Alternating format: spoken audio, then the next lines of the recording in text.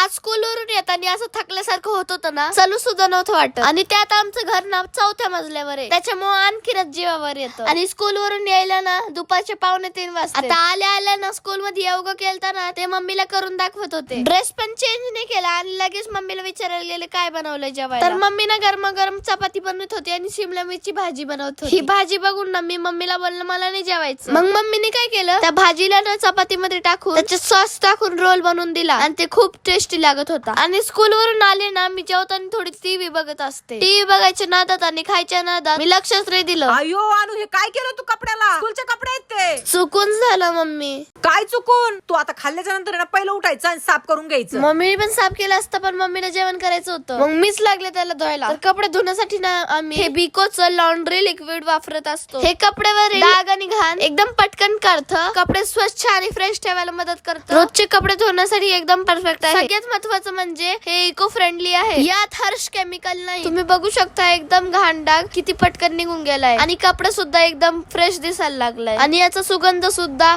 खूप छान येतो.